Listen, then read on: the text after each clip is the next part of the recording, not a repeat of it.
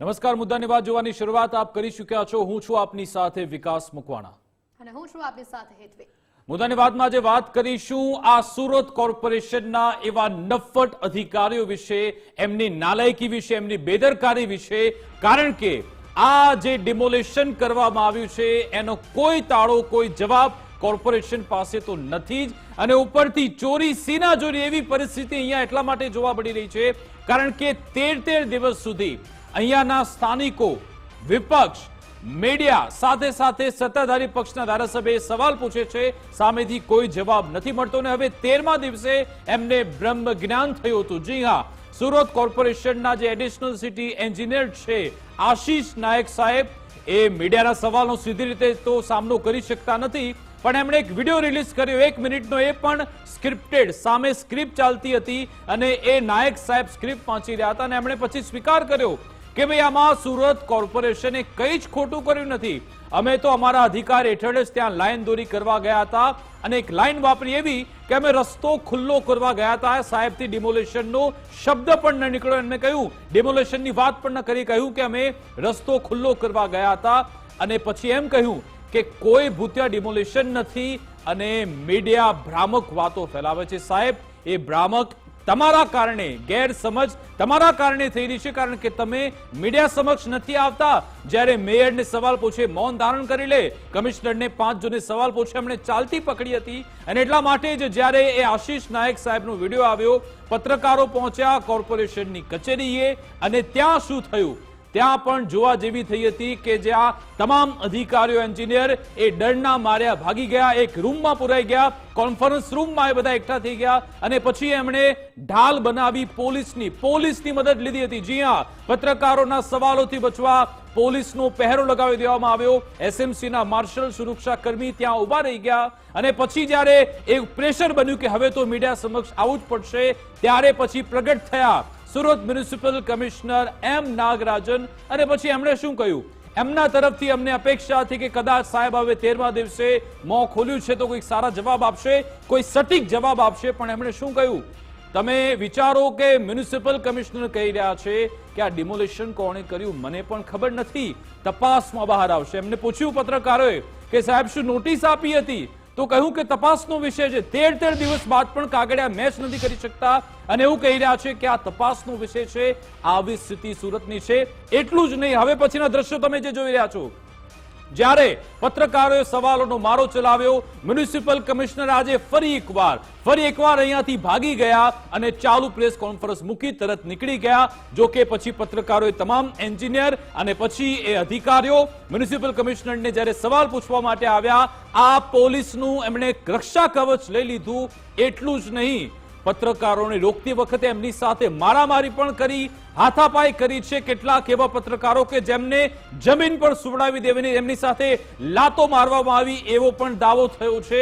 ગુજરાત ફર્સ્ટના જે camera journalist છે એમને પણ ઈજા પહોંચી છે, પણ ઓન કેમેરા સામે આવ્યું છે। આખરે તમને આ ડર કેમ લાગી રહ્યો છે, કેમ તમે આટલા ભયભીત છો? એક સવાલનો ખાલી તમારે જવાબ આપવાનો છે કે ડિમોલેશન તમે કરાવ્યું છે કે નથી। એના માટે પણ તમે એમ કહી રહ્યા છો કે સાહેબ તપાસનો વિષય છે, તપાસનો વિષય એ છે કે તમે ગોટાળો આ કેમ કર્યો। હું તમને બધું જ બતાવીશ, આજે મ્યુનિસિપલ કમિશનરે કેવી રીતે બાફ્યું છે, કેવી રીતે મૌન થઈ ગયા, કેવી રીતે એ પોતે મૂંઝવણમાં, તે બતાવીશ। સાથે સાથે આજે જે કોર્પોરેશનના અધિકારી આશીષ નાયક સાહેબ એમણે જે નિવેદન આપ્યું છે એમાં પણ કેટલો મોટો વિરોધાભાસ છે એ પણ બતાવીશ, અને ત્યારબાદ એક મોટો એક્સપોઝ થોડી જ મિનિટોમાં ગુજરાત ફર્સ્ટ કરવા જઈ રહ્યું છે, અને એ છે કે આખરે કોના ઈશારે ડિમોલિશન થયું।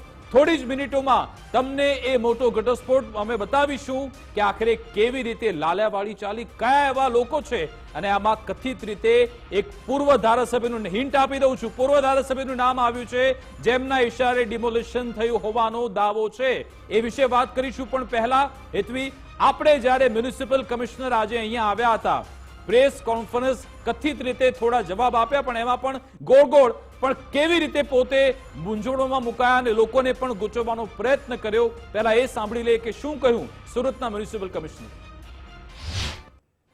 કાશીનગરમાં અમારા હતા, એના વિષયમાં આજે નિવેદન પણ થયું હતું। આગળ જે બનાવ બન્યું છે એના વિશે તપાસ સમિતિ રચવામાં આવી છે। એ તપાસ સમિતિમાંથી જે પણ હશે એના મુજબ આપણે કામગીરી કરવાનું છે. અને અત્યારે શાંતિ તપાસનો વિષય છે તો આપણે એમાં અત્યારથી એક ડિસિઝન લેવું એ બરાબર નથી. આ ડિમોલિશન કોને કર્યું? આ ખાલી એક જ શબ્દમાં ડિમોલિશન કોને કર્યું? મને નથી ખબર. સર ડિમોલિશન થયું છે કે નહીં? ડિમોલિશન થયું છે કે નહીં? આપણે વિડીયોમાં જોયું છે ઘણા બધા મકાનોનું જે છે એ તોડફોડ કરવામાં આવ્યું છે, તો એ કઈ સંજોગોમાં બની છે એના માટે તપાસ સમિતિ રચવામાં આવી છે. એટલે હું આપ સૌને વિનંતી કરું છું કે તપાસ સમિતિની રિપોર્ટ આવે ત્યાં સુધી થોડું શાંતિ પ્રક્રિયા કરવાનું હોય. અમે સરકારી કર્મચારી છીએ, નિયમોથી બંધાયેલા છીએ, તો અમારી પ્રોસેસ પ્રક્રિયામાં અમારે જવાનું હોય છે. ભૂતિયા ડેમોલિશનનું વ્યાખ્યા કોને ખબર નથી. અમે તો તપાસના વિષયમાં જે સાચું હકીકત આવશે, રેકોર્ડ મુજબ આવશે, મીડિયા સમક્ષ અમે રજૂ કરવાના છે. તો તમે સાંભળ્યું કે સાહેબ એમ કહી રહ્યા છે કે ભૂતિયા ડિમોલિશનની વ્યાખ્યા શું? સાહેબ એ શબ્દનો ઉપયોગ તમારા અધિકારીએ જ કર્યો હતો અને ખબર છે કે ભૂતિયા ડિમોલિશન તમને પણ ખેર તમે જવાબ નથી આપવા માંગતા. હવે એ જ જે અધિકારી જેમણે આજે ભૂતિયા ડિમોલિશનની વાત કરી હતી એમના નિવેદનમાં કેવો કોન્ટ્રાડિક્શન છે એ પણ સમજીએ. બિલકુલ, સુરત કોર્પોરેશનના કથિત આ નકલી ડિમોલિશનનો જે મુદ્દો છે, કોર્પોરેશનના 2 અધિકારીઓના નિવેદન અલગ અલગ સામે આવી રહ્યા છે. એક અધિકારીએ કહ્યું કે કોર્પોરેશને ડિમોલિશન નથી કર્યું, જ્યારે અન્ય અધિકારી કહી રહ્યા છે કે કાયદામાં રહીને જ ડિમોલિશન કર્યું છે. કાર્યપાલક ઇજનેર જાંગ રામજી વાલાનું આ નિવેદન, સુરત કોર્પોરેશને નથી કર્યું ડિમોલિશન તેવું તેમનું આ નિવેદન. એડિશનલ સિટી ઇજનેર આશીષ નાયકનું નિવેદન અહીંયા સામે આવ્યું. આ કોઈ જ ભૂતિયા ડિમોલિશન નથી, આશીષ નાયક આ વાત કરી રહ્યા છે. હવે બંને અધિકારીઓમાંથી સાચું કોણ બોલે છે તે સૌથી મોટો સવાલ. બિલકુલ, એ બંનેના નિવેદન તમે સાંભળો કે કેવું કોન્ટ્રાડિક્શન અને કેવું સંકલન અહીંયા થઈ રહ્યું છે અધિકારીઓમાં, એ પણ તમે જુઓ.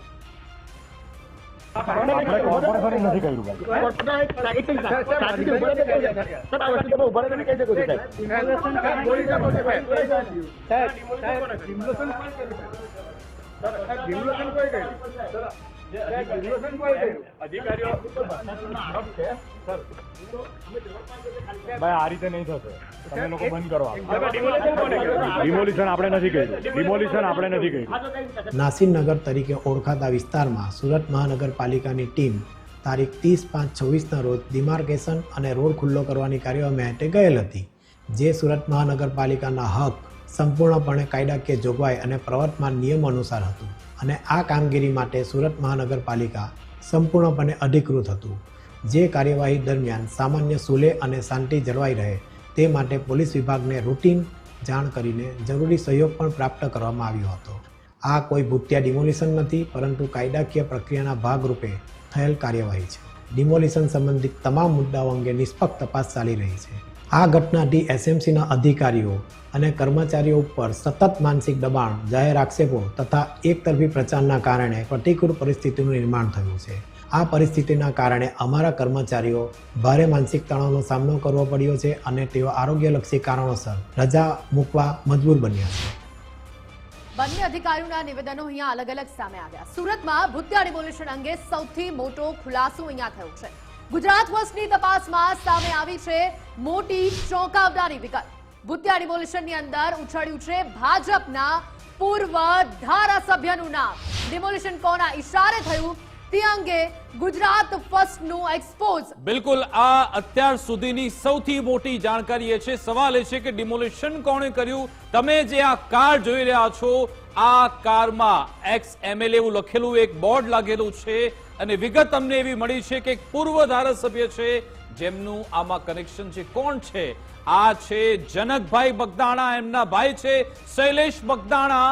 એમના ઇશારે અહીંયા નાસીનગરમાં ડિમોલિશન થયું હોવાનો દાવો થઈ રહ્યો છે અને આમાં કડીઓ કેવી રીતે જોડાય છે તમને ખબર છે કે હમણાં થોડા સમય પહેલા એક વૃદ્ધ મહિલા સામે આવી. એમણે કહ્યું કે આ જમીન તો મારી છે અને મેં જ આ જમીન આપી હતી, કે મેં અહીંયા એજ્યુકેશન માટે મેં જમીન આપી હતી, પણ પછી અહીંયા એવું કામ થયું નથી. અને દાવો થઈ રહ્યો છે કે આ કારમાં સવાર વ્યક્તિઓ કે જેમાં કથિત રીતે પૂર્વ ધારાસભ્ય, એમના ઓળખીતા લોકો, એમના ભાઈ શૈલેષ એ પણ હોઈ શકે છે, એવી વાતો છે. એ લોકો આ મહિલાને મળવા માટે પહોંચ્યા હતા એવો દાવો થઈ રહ્યો છે. એટલે કે શું? કારણ કે સવાલ એ થાય કે નાસિરનગરની નજીક આ શૈલેષભાઈનો એમનો પ્રોજેક્ટ છે, એમના ઘણા બધા ભાગીદાર પણ છે, એ બધા નામ પણ એમાં છે કે જે લોકો આ પ્રોજેક્ટમાં સંકળાયેલા છે, જેમાં શૈલેષ બગદાણા, સંજય લાખાણી, નદીમ રિફાઈ અને અશફાક રિશાઈ, આટલા નામ છે લોકોની ભાગીદારી. અને આ લોકો એ વૃદ્ધ મહિલાને મળવા માટે પહોંચ્યા હતા અને એમના ઇશારે જ આ ડિમોલિશન થયું છે, એમને ફાયદો કરવા માટે એવી કથિત રીતે વાત થઈ રહી છે. જોકે તપાસનો વિષય છે કે શું એમના આધારે થયું છે. અને આટલું જ નહીં, ગુજરાત ફર્સ્ટે ડે 1 થી તમે મુદ્દાની વાતના કાર્યક્રમને ટ્રેક કરો છો, અમારા સમાચારને જુઓ છો, તમને ખ્યાલ છે અમે કહ્યું હતું કે આમાં સૌરાષ્ટ્ર લોબી કામગીરી કરી રહી છે અને તમે જુઓ કે સૌરાષ્ટ્રનું કનેક્શન આમાં ભળી રહ્યું છે. આ જ અંગે વાતચીત કરીશું. અમારી સાથે ન્યૂઝરૂમથી ધર્મેશ વેદ જોડાઈ ગયા છે. ધર્મેશ, અહીંયા હવે સીધી આંગળી ચીધાઈ રહી છે પૂર્વ ધારાસભ્ય પર, એમના ભાઈઓ પર, કારણ કે એમના પ્રોજેક્ટને ફાયદો કરવા માટે ડિમોલિશન થયું. શું છે આ બધી વિગતો? વિકાસ, દબાણ કોણે કર્યું ને દબાણ કોણે તોડ્યું, એ સવાલમાં જેટલા દિવસો લંબાતા જાય છે એમાં નવી નવી વાતો આવતી જાય છે. તમે વિચાર કરો કે જે કમિશનર, મ્યુનિસિપલ કમિશનરે તપાસ સમિતિ રચવી હતી, એ એમણે જે તે સમયે મીડિયાને કહી દીધું હોત તો એ બરાબર હતું. આજે જ્યારે બંધ બારણે મીડિયા સાથે જે ગેરવર્તન થયું અને એ પછી ગેરવર્તનથી સીધો બળજબરીથી હુમલાના જ પ્રયાસ કરવામાં આવ્યા છે માર્શલથી, આવા સમયે કમિશનરે જાણે મૌન તોડ્યું હોય તેવી વાત કરી. પણ મેળાપીપણાની જો વાત કરીએ તો આખું મેળાપીપણાથી આ ડિમોલિશન થયું હોય એટલે એને આપણે ભૂતિયા કહીએ છીએ, સોપારી ડિમોલિશન કહી છે, નકલી ડિમોલિશન કહે છે. કારણ કે જે તંત્ર હતું એ તંત્રના એક અધિકારી, એક ઇજનેર ના પાડે છે, બીજા ઇજનેર કે અમે કાયદેસર કર્યું છે, અને ખુદ મ્યુનિસિપલ કમિશનર કે તપાસ ચાલુ છે, આ અમે નથી કર્યું. આ તમે જુઓ, એક જ તંત્ર જેના હસ્તક છેલ્લા 12 દિવસથી આ વસ્તુ ચાલી રહી છે. એવામાં ગઈકાલે જે એક્સ MLAની કાર છે, એ જે કાર ચર્ચામાં આવી છે, જેના વિઝ્યુઅલ પણ મીડિયામાં છે. સૌથી મહત્વની વાત છે કે પૂર્વ MLA જનક બગદાણાના ભાઈ, જે બિલ્ડર છે શૈલેષ બગદાણા, સંજય લાખાણીના પાર્ટનર છે, એમનો જે પ્રોજેક્ટ છે એની બાજુની એક લગત નસીરનગરની આ જમીન આવતી હોય, તેથી કહેવામાં આવી રહ્યું છે, એક સૂચિતાર્થ થઈ રહ્યું છે કે આ જે ડિમોલેશન છે એમાં મેળાપીપણામાં સૌથી મોટું કનેક્શન સૌરાષ્ટ્ર હોય. આ 2 દિવસ પહેલા આપણે કહ્યું હતું, એ સૂચિતાર્થ કદાચ અત્યારે સાચો પડતો એવું લાગે છે. પણ એનાથી સૌથી મોટો દાખલો એ છે કે જે વૃદ્ધા મહિલાએ દાવો કર્યો છે એ 13 દિવસ સુધી ન આવ્યા, પણ જ્યારે આ કાર એમના ઘર આસપાસ ફરી, એ પછી તમે એનો વિડીયો જોયો છે, અને એ જેવો વિડીયો આવ્યો એટલે ગુજરાત ફર્સ્ટની ટીમ એ વૃદ્ધાને મળવા ગઈ તો હજી સુધી એ મળ્યા નથી. એમણે આ સ્કૂલ માટે કોર્પોરેશનને જમીન આપી દીધી એવો એમનો દાવો છે. પણ આ બધું જ મેળાપીપણો ઢાક પીછાડવા માટે થતું હોય એવું છે. સૌથી મહત્વની વાત છે, જો ઘૂસપેટિયા હોય તો અત્યાર સુધી કોણે, તંત્ર તો ઘણું કામ કરી રહ્યું છે. આખા ગુજરાતમાં બાંગ્લાદેશીઓને શોધીને રાત્રે ઓપરેશન કરીને પણ લોકો સમક્ષ લઈ આવે છે, એમની સરહદ સુધી લઈ જાય છે. મતલબ કે ધર્મેશ, એટલા માટે જ કદાચ એ મ્યુનિસિપલ કમિશનર, એમના અધિકારીઓ એ લોકોના મોઢા સેવાયેલા છે. કારણ કે આવા મોટા નામ હોય, મોટા નેતાઓના નામ હોય તો જ શક્ય બને. બાકી આ તમામ નિયમો, કાયદા બધું જાણે છે અધિકારી. એવું નથી કે ભાઈ ગમે તેવા બેસાડી દીધા છે. એમને પૂરતો અભ્યાસ, પૂરતો અનુભવ, તમામ કાયદાની આંટીઘૂંટી એમને ખબર છે. પણ ખબર છે કે આમાં કોનું નામ છે, કદાચ એટલા માટે જ આ લોકો ચૂપ રહ્યા છે. આજે આખો દિવસ વીતી ગયો. સવારે એમણે જે એમના આશીષ નાયક ઇજનેર આવ્યા, એમણે પણ મીડિયાને ચકડોળે ચડાવ્યું, જનતાને ગુમરાહ કરવાનો પ્રયત્ન કર્યો. મ્યુનિસિપલ કમિશનર સામે આવ્યા તો એમના જવાબમાંથી પણ આપણને કહીને મળ્યું. એટલે બતાવે છે કે કંઈક તો પડદા પાછળ ખેલ ખેલાયો છે, અથવા તો હવે એને બચાવવાનો, ઢાંકવાનો ઓર પ્રયત્ન થઈ રહ્યો. વિકાસ, પડદા પાછળ ખેલ ખેલાયો છે, મેળાપીપણું છે. કોના કહેવાથી પોલીસ ફોર્સ ગઈ હતી, કોના કહેવાથી મ્યુનિસિપલ તંત્ર ગયું હતું, એ પ્રશ્ન પણ એક જ્યારે સૌથી મોટો પેચીદો બન્યો છે. અને સુરત સહિત સમગ્ર સૌરાષ્ટ્ર અને ગુજરાત આ સમગ્ર પ્રકરણમાં હવે એટલી વાત વગોવાઈ ગઈ છે, એટલે થોડા જ સમયમાં, હું તો એમ માનું છું કે આગામી 24-48 કલાકમાં મોટા પગલાં આવી રહ્યા છે એવું દેખાઈ રહ્યું છે. કારણ કે હવે હદ થઈ ગઈ. એક સ્વૈચ્છિક સ્થાનિક સ્વરાજ્યની સંસ્થાને પૂછ્યા વગર કે પૂછ્યા પછી અને પોલીસ તંત્ર સાથે આવડું મોટું ડિમોલિશન થયું હોય અને લોકો બેઘર થયા હોય, એમાં પણ એક ઘૂસપેટિયા છે કે નહીં એની પણ તર્ક વિતર્કો થતા હોય, એવા સંજોગોમાં જો સૌરાષ્ટ્ર લોબીનું કનેક્શન પણ નીકળતું હોય તો આ સમગ્ર બનાવની તપાસ અત્યારે ઉચ્ચ કક્ષાએ ભલે થતી હોય, ભલે સ્થાનિક કક્ષાએ કમિશનરે તપાસ રાખી હોય, પણ ઉચ્ચ કક્ષાએથી મને જ્યાં સુધી સૂત્રોની માહિતી મળે છે કે 24-48 કલાકમાં ઠીક છે. મોટા પગલાં લેવાય એવા સંકેત મળી રહ્યા છે. બિલકુલ આભાર ધર્મેશ, અમારી સાથે જોડાવા બદલ, વાતચીત કરવા બદલ. આપણી સાથે કોંગ્રેસ નેતા અસલમ સાયકલવાલા જોડાઈ ગયા છે, એમની સાથે પણ વાત કરીશું. અસલમજી, આજે જે આશીષ નાયકનું નિવેદન આવ્યું, એમણે કહ્યું કે અમારી જવાબદારી છે કે આ કામગીરી અમે કરી હતી, અમે લાઈનદોરી કરવા ગયા હતા, રસ્તો ખુલ્લો કરવા માટે. એક વાત એને કહ્યું કે આ કોઈ ભૂતિયા ડિમોલિશન નથી અને અમારો હક છે, અમે જે પણ ગયા. મતલબ એમણે સ્વીકાર્યું કે આ કાર્ય, એ જે મહાકાર્ય થયું છે એ એમના નેતૃત્વમાં જ કરવામાં આવ્યું છે. એમના પર મારી પ્રતિક્રિયા લેવી છે, મુદ્દાસર વાત જોઈએ છે. એમના રિએક્શન પણ આપ શું કહેવા માંગશો? શું એ કોઈના ઇશારે બોલવા આવ્યા હતા? કારણ કે વાત તો સ્ક્રિપ્ટેડ હતી. એમનો આશય શું હતો એમના નિવેદન પાછળ?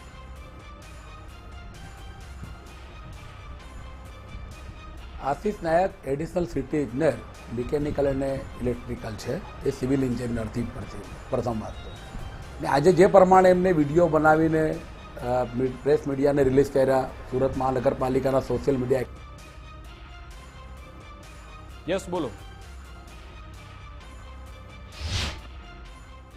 તો કદાચ એમનું કનેક્શન કપાઈ ગયું છે, પણ હું તમને જણાવી દઉં કે આશીષ નાયક આજે અચાનક પ્રગટ થયા હતા.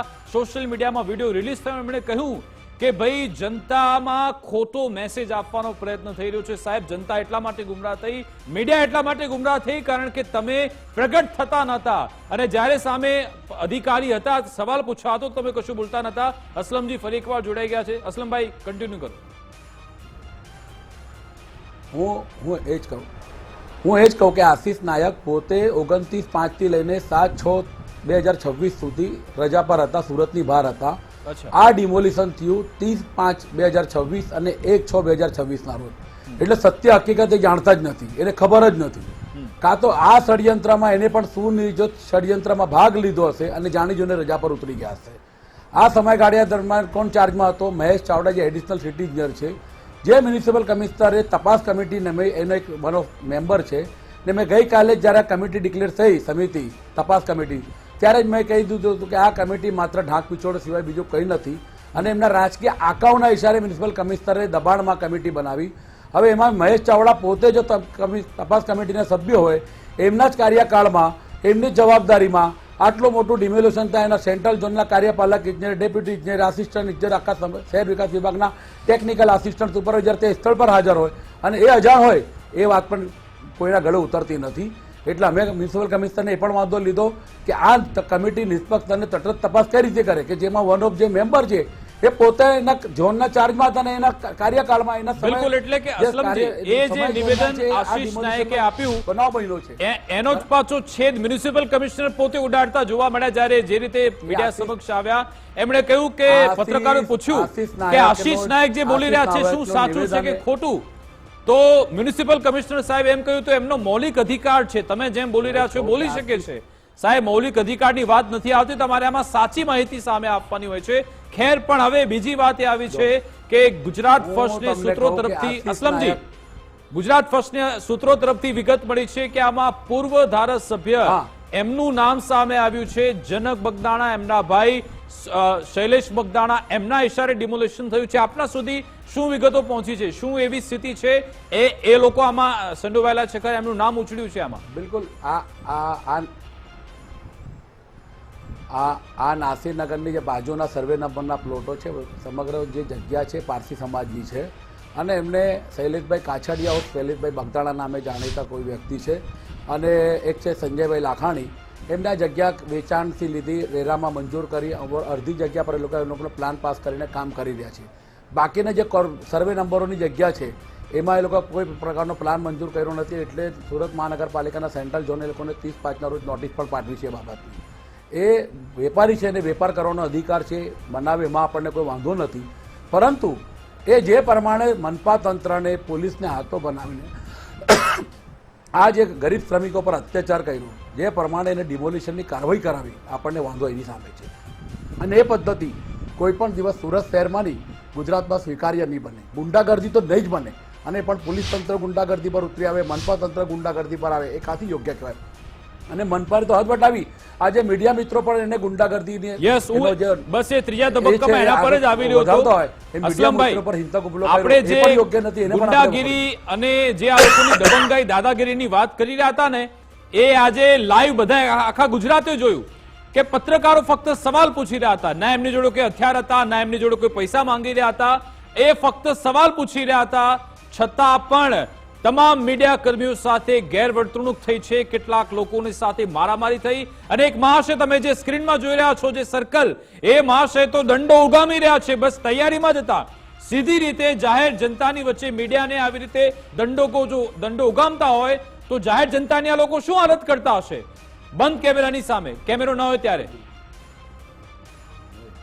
સાહેબ, હું સાહેબ તમને એ જ કહેવા માંગુ છું કે આ મનપા તંત્ર ભારતીય જનતા પાર્ટીના ચાલુ ધારાસભ્યો જે રાજ્ય સરકારમાં મંત્રી તરીકે પણ ફરજ બજાવી ચૂક્યા હોય, ભૂતકાળમાં મહાનગરપાલિકામાં વિવિધ કમ્યુનિટીમાં રહીને પણ કામ કરી ચૂક્યા કોર્પોરેટર તરીકે અને લાંબો વહીવટી અનુભવ ધરાવતા હોય, એવા વ્યક્તિઓને પણ જો ખોટા જવાબ આપતા હોય કમિશનર સંકલનની મિટિંગમાં કે આ ડિમોલિશન મહાનગરપાલિકાએ નથી કર્યું, એમનો કાર્યપાલક ઇજનેર જયંત જીવન રામજીવાલા કે જે પોતે આમાં સંડોવાયેલો હતો, એ કે મને ખબર જ નથી ડિમોલિશન કોને કર્યું, જ્યારે ડિમોલિશનના સમય સ્થળ પર હાજર છે અને ડિમોલિશન કરતાઓને માર્ગદર્શન આપતો હતો કે ડિમોલિશન આ પ્રમાણે થાય, બરાબર.